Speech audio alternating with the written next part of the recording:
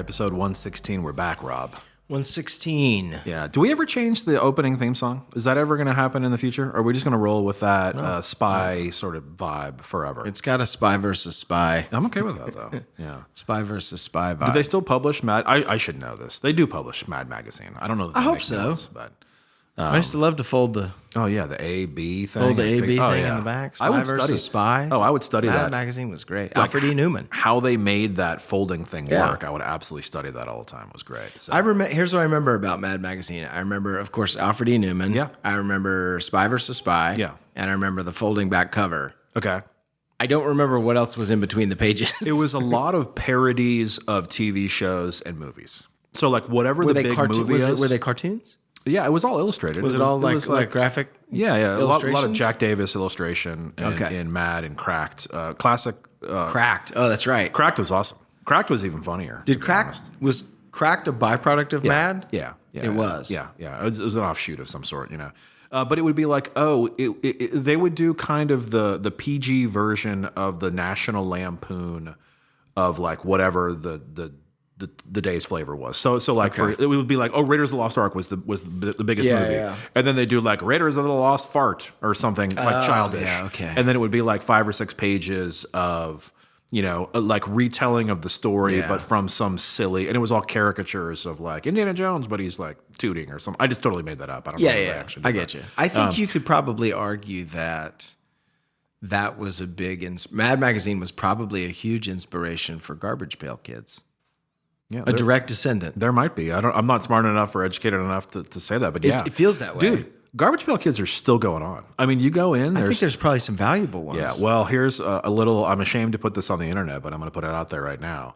I found my box of old Garbage Pail Kids. Okay. They're stickers, They're right? stickers, yeah, Stickers. yeah. And Kirby was going through them. And I'm like, wait a minute. They're awesome. And I'm like, wait a minute. I've got a huge box of them, dude. A huge box. Yeah. And I'm like, wait a minute. Are these things worth any money? Of course they are. So I'm looking on eBay, and it's like, okay, yeah. I mean, people will pay what they're going to pay or whatever that. So I'm like, okay. So I found the Garbage Pail Kids collector fan site thing, whatever, which helped me figure out what series, what set, what index, the publishing things based on. Who made them? Tops. Tops did. Okay, Tops did. Yeah, it was all Tops. It was all Tops. Because it came with gum. So it had the stick? It had the stick. The flat stick. Yeah, exactly. Disgusting. Yeah, horrible gum, which ruined the cards, of course. People think that keeping the packet sealed, would be like collectible or whatever. But what happens is the gum destroys. So if you actually had a card, the gum destroyed it, right? So anyway, so I logged on, or I didn't log on. I found this website. I tried to index. Then I joined like a Garbage Pail Kids Facebook marketplace group to like, let me offload some of these things. Yeah. You know what I mean? Like, let's save on the eBay fees.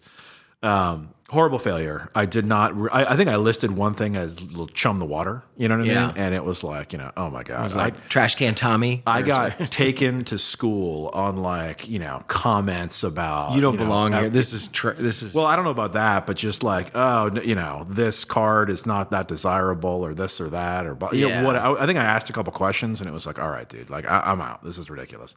That being said, I'm still a member of the group. Well, I would imagine. Like anything else, that it's there's the rare.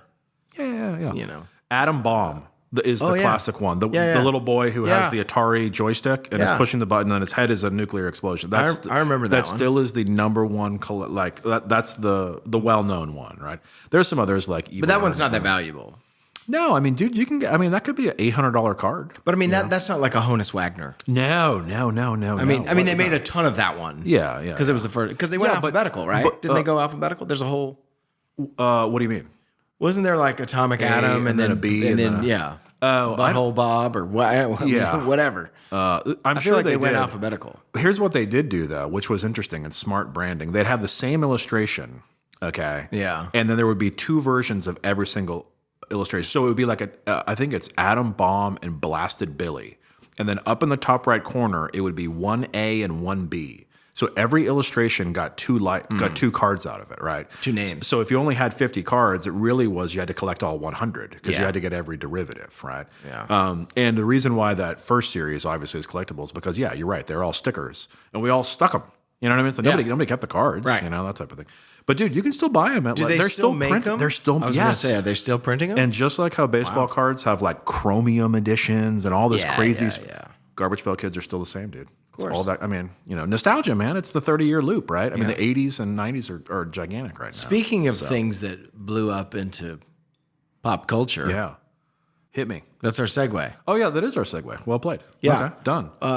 Let me take a sip of water out of this gigantic cup that was given to me. The Stanley Cup. By one of our that clients. was given to you. So we thought today we might talk about things that, dare I say, explode into the zeitgeist. Dare I say? Wow, my God, you're bringing the about thunder. that? I know. So one of the things that the internet has done is allowed things to catch fire, right, and be propelled into the vernacular or just sort of Going viral. the social sphere, going viral, going viral. Yeah. A little bit easier, I think, right? Than like how we grew up. And it's random things that you could never, oftentimes, could never really predict. Like when we were kids, right, the analog version would have been the pet rock.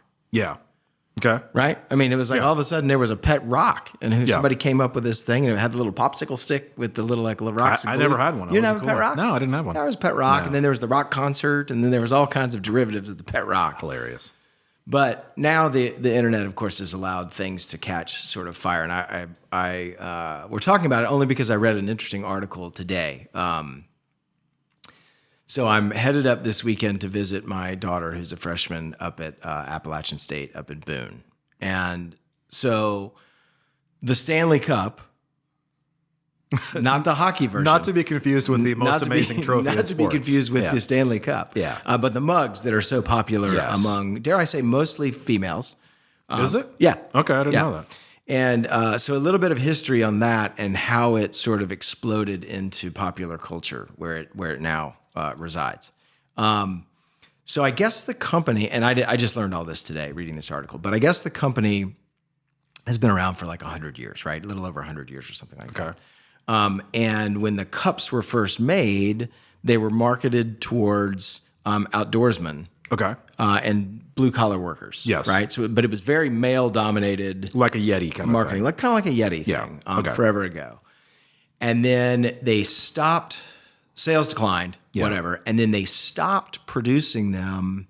Again, people are going to fact check me. That's okay. It's the internet. Who cares? Yeah. But they stopped producing them, manufacturing them in, I think it was 2015, either 2015 or 2016. All right. We went on a hiatus. We're done. Yeah. And so the company was kind of chugging along, and then there were some bloggers, and they were women. It was women bloggers, and it was basically, I forget the name of the blog, but it was a very popular one that was like, oh, things we love. Yeah. And they just so happened that these women who ran this blog loved these mugs, these Stanley mugs, and it's with the lid and the straw, and with all the that lid stuff? and the straw, and it's this ginormous, big gulp size. How big is this? It's huge. It's got to be 20 ounces. Yeah, it's got to be more than 20 ounces. I'm looking at the bottom of it right now, but it's full. So But surely you all have seen this thing. It's big up top, but it's manufactured so that it fits in a cup holder, right at the bottom. Yes. And so that's part of the reason that they loved it was because my gosh, this is a 40 ouncer. 40 ounces. This is 40 ounces of water. That's huge. Yeah. So we got we're busy moms. We're running around. We got kids. Yeah. But we can hold this thing. We can carry it anyway. For whatever reason, they loved their Stanleys. They loved their Stanleys. Yeah. And so they started, as the more and more they talked about them on their blog, they started to realize that their fans, again, mostly female audience, loved the mugs. Yeah. And started asking about where they could get them and where they could get them and where they could get them. Well, these women decided to pool together all their money and buy 5,000 Stanley mugs at wholesale. Oh, interesting. Okay. Yeah. So they buy the 5,000. Yeah. They go back on their blog. And they sell them. Yeah. And they sell out like that. 5,000 of them, boom. 5,000 of them, boom. Yeah.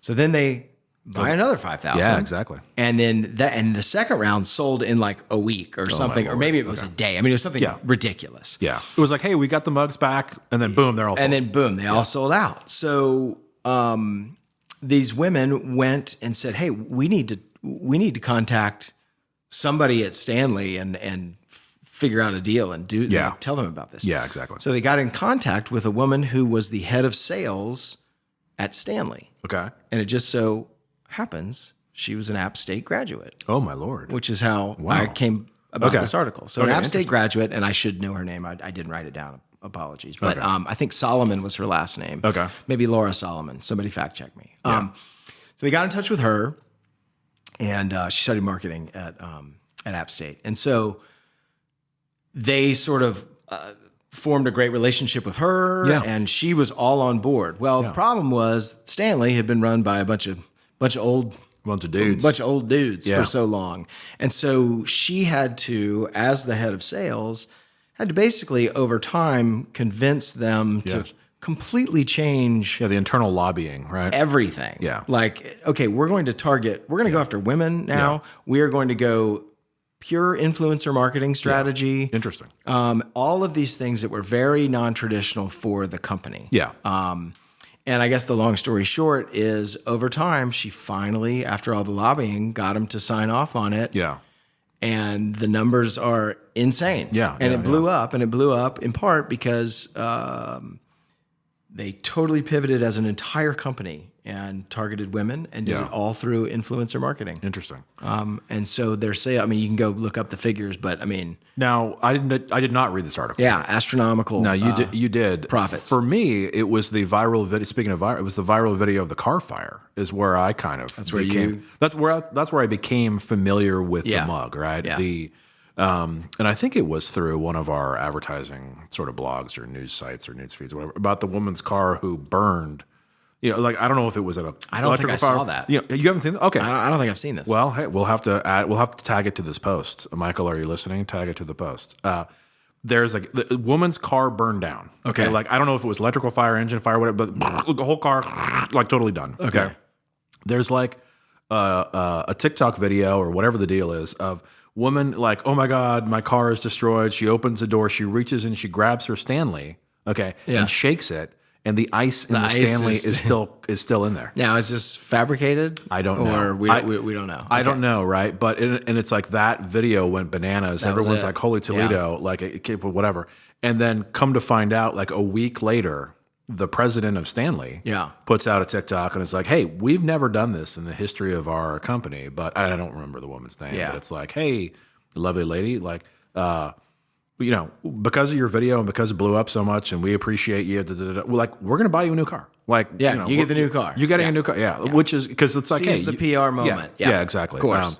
And I don't remember anybody's name in this situation. And this was however many months ago or whatever. But that's when it kind of came to my consciousness. Because again, I don't really care. I don't need more mugs in my life. Oh my God, we have too many. Yeah. And I'm the weirdo that you'll notice I never use the lid or the straw. I'm not. I'm a total stranger in that I don't like straws. I like to just drink like a normal person with my lips. I'm not a straw user for the most part. Well, I found out about them from my daughters. Really? Yeah. All of a sudden, they just showed up at my house. These big giant, and I was like, Why do we have these giant cups? And they're like, well, Dad, they're Stanleys. And what do one of these things cost? Who's the Stanley guy? Do we even know what these cost? I'm totally uneducated on this. I have no idea. Okay. Anyway. Probably more than I'd like to spend on a mug. Well, and you've got a couple of them. Oh, we've got a few of them. Well, and we have ones that they've purchased, but now also too, I mean, as corporate gifts. I mean, that one's a corporate gift. This is a corporate gift from one of our clients. Yeah. And this, funny enough, even though we designed this logo and have worked with these guys for almost 15 full years. Yeah. This is literally the first piece of branded merch that's we've ever gotten. And I see all these guys with their vests and got golf like all the shirts different, and I'm like, hey, nice shirt you got there, buddy. It's can so we fun. get well, that's a pretty good one. That's a very functional one. I like that. Yeah, I think I was giving somebody grief on one of the calls, and I think they're like, all right, ship him a Stanley. Ship him a Stanley or whatever, which is a great gift. I appreciate it. So thanks. Yeah. We've got a couple of those corporate ones from my wife's company at the house too. Yeah, it's pretty funny. But yes, the last thing we need is another giant cup. And I always give my kids heck. I'm like, how no one needs a cup. They're like, what are you going to do with that? 40 ounces, dude. But dude, it is a big gulp. Dude, they walk, all the kids, everybody has them. Yeah. It's absolutely insane. Well, if today's topic is kind of how things catch fire, and what's interesting is the story you said about really what I hone in on is the pivot is, hey, we've been doing things one way for a long time. And then, we hire good people, we trust in them, even though I'm very grossly simplifying it, internal lobbying, arm twisting, whatever. And then it's we pivot. It kind of reminds me of the pivot. I mean, I'm dating myself here, but pivot with Hush Puppies I want to say like back in the 90s or something like that. Yeah. Right? Late 90s. You remember Hush Puppies was yeah. like, that brand was dead as a doornail. No one wanted you to know? wear Hush Puppies. And we're talking these shoes. They were Yeah. like a two-tone kind of funky looking shoes, right? Not an attractive shoe. Not an attractive shoe. And then I think it kind of tied in with that weird zoot suit swing. Oh, like the Cherry Poppin' Daddies? Yeah, that whole thing, the bop Zoot Suit tones. Riot? Yeah, everything that sort of came back around at the Swingers, the movie, you know, Yeah, that whole. Swingers was the. You know, yeah, and then all of the a sudden it catalyst, was I like think. hipsters, you know, or like whatever the definition of hipster was at that time. Look at all right? these beautiful babies. Yeah, like suddenly we're rocking Hush Puppies, Yeah. and then it was like, boom, we can't make them fast enough. Yeah. You know, that whole thing, right? It's tough to be in manufacturing, you know, because it's inventory control, seasons, offshore manufacturing, 90 days on a boat, maybe. You know, I mean, you never know when the season's going to hit. And demand can kill a company very, very quickly. Yeah. If you can't keep up and scale Yeah. appropriately. I mean, the most famous one for us as kids was the Cabbage Patch Kids, right? Oh my Speaking God. of here- Xavier Roberts. Yes, speaking of here in Georgia, right? Isn't it somewhere here? Because the hospital was here. Yeah, the Cabbage Patch Hospital, where Didn't all you the go? babies. I've never Did been. you go? I've never been. No. I've never been either, but I feel No, the closest I've ever been to something like that was I went to the American Girl. Oh, maybe store. that's okay. Maybe that's what it was. I You had a birthday. there was a party. There was a party there. Yeah. There was a party for one of my children, or we attended one of the parties. You know, and it's the full. Well, that's like, where I had my 50th birthday party. Is that awkward? No, because they do. They remember they repair the hair. That's the whole thing. It's like if you cut your doll's hair, like they can bring the hair back. So, you know, yeah, you were. Can they bring my hair back? That's what I was saying. You're probably there for the hair transplant. I'm here for the hair. Yeah, that thing's still going. I mean, those are expensive American No, Girl those dolls, Cabbage really. Patch. So I had two sisters growing up, and they had to have their dolls. Yeah, but Hush Puppies, was an interesting one of sort of like a brand that caught fire out of nowhere, and I'm going to call that relatively pre-internet. It wasn't like, oh, I'm going on that was 90s shoe store. I'm not going on with Zappos. I'm not going on anything and buy. You know, it's like I had to you had to go out and find those things. You know, you had to beat the street to find it, right? Yep. But inventory control, I mean, there's tons of stories of that, of like, you know, whatever the hot toy, you know, Furbies or Cabbage Patch, or remember those Tamagotchis, the little electronic take care of your pet. Oh, well, I didn't know that. I didn't know that's what they were called. I think it's called I a do Tamagotchi. remember the pet. Tamagotchi, the pet Tamagotchi. thing. Yeah. And it's like, well, why was that weird little Japanese digital, I got to feed my Tamagotchi. You know, it's time to water my, you know, like, or I got to pet Could they pass away if you Yes. didn't take care of them? If you didn't take care of them, I'm pretty sure they died. Yeah. Okay, now, Little responsibility for if they little Johnny. died, Yeah. could you resuscitate The them? entire or was that device it? goes dead. I mean, it smokes. You know, See, that would be self-destruct. that would have been cool. That would have been awesome. No, I'm pretty sure it's just You can bring it back to life. start over again. No, I think Yeah. it needs to. I think it needs to smoke and blow up. Yeah, a little more Mission Impossible, if you will. That would have been more fun. You failed your mission. So well, it's why do things catch fire? You Yeah. know? Why are things popular? You know, and Hard to things- predict. And can you predict it? Yeah, I mean, we've talked about music a lot on previous podcasts. There's something there too, Yeah. right? Like, how is that one song suddenly, boom? That's the one. Well, you know? and I remember, back in years ago, when the term sort of viral video was a thing, right? Yeah. And when that first sort of entered the vernacular, what was right? the going first viral? Like, when did that start? Yeah. I mean, Anyway, keep. I didn't mean to anyway, interrupt. I remember forever, and we had clients that did this to us. Would boy. come to us and go, "Hey, we want to go viral. We want to make a viral video." We want a viral video, And we would have to explain to them, well, you can't. that's not how it works. That's not how it works. You can't. You can make videos in the hopes that they go viral. Yeah. And you can make them, and you can seed them out. Yeah. Right to influencers and things, and you can plant all the seeds for something to go viral. Back in the day, though, there were no influencers. That but wasn't you a thing. can't make it go viral. Yeah. That's not something you could do. Yeah. Because again, if you could, The public is fickle. everyone would do it. Yeah, you can do all the right things and say all the right things and you know, Yep. do everything correctly and get them right there. And sometimes they still won't flip the switch. You know, And then the problem with that is once something does go viral, like or take off as a product, like the Stanley, the inevitable Yeah, it can. You The can inevitable yourself. fall is coming. It's just a matter of when. You can't maintain it. When does it fall off, and how do you handle it? We had just what was it? Probably 2 years ago now. I mean, we had a client we were running all the social for, and it was boom. We had the multi-million view post. Which one was this? This was ACF. We were rocking ACF, right? And a lot of food stuff. And it was, oh, wow. And then, hey, that month's reporting was incredible, right? I mean, we're on the phone with the client, right? I mean, the bar chart is out of control. Yep. Exposure, this and that. And it was like, all right, guys, just to manage expectations. That's not going to happen next. There will be a precipitous fall, right? That type of thing, right? So, But when you said we have clients that come to us and say we want a viral video, you know what I'm thinking of, right? I mean, we got to be careful with the names. I know exactly a certain. Yeah. And well, it was a great project. Did a bunch of great filming. Did a bunch of great ideas. I still, and it's funny. We used an early Hollywood actor that I still see in commercials. And had a very unique look. I still see in bit roles, and I always get a kick out of like, oh my god, dude, we totally shot with that guy all day. Super nice guy, stuff like that. But the kicker, and we don't have to go into what the project was or who the client was or why, whatever. The kicker was, if you recall, and I just want to see your face on this one, it was, guys, we can't use Facebook. Do you remember that? Yeah. It was, we can't use Facebook. And now, Instagram, I don't even think existed yet. There was no Instagram. There probably was no Twitter. I'm trying to think of what year this was. I mean, this had to be 2013? 9 years ago? No, I mean Instagram's been around for more than 9 years. I mean, you think it was 20? You think it was earlier than 2011? It was 9 or 10. I think. Yeah, it was 9 or 10. We can go back and double check. I mean, again, whoever's we need to create videos for social that we want to go viral. But by the way, in 2009, we can't use Facebook. Can't use Facebook. Can't put it on Facebook. Because we're scared about what if somebody posts something about the video. Yeah. What if there's a negative comment? And it was, well, you can't control the internet. Like, I don't like it's an ocean. Like you can't fight the waves. Right. So that was the greatest kicker that, we're like 3/4 of the way through this project. Yeah. Shooting these ridiculous video, over the top, fun, amazing, quirky, super quirky, super fun, over the top videos. Yeah, out in California. Right? I still love that one. I still love the one that we're talking about. I think it's a fun video. I think it's great. It's silly. It's fun. It still holds up. It's timeless.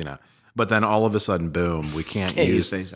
Needless to say, they didn't go viral. Yeah, exactly. Great content, but I don't know what they ever did with it. To be quite honest, and I mean, Facebook still to this day is 77% of all social referral traffic. I mean, but back then it was probably even bigger. I mean, because MySpace, let me put it this way, MySpace was still a thing. Was it? Yeah. Was it then? I'm pretty sure. So, all right. Anyway, that's a fun little anecdote to end today. Anecdote. All right, where can everybody find our viral videos, Rob?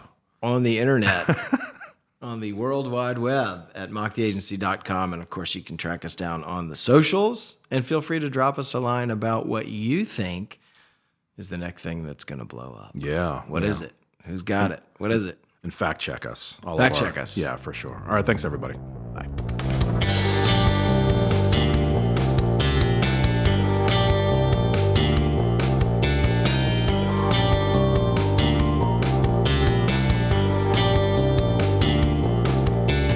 Mock the Podcast.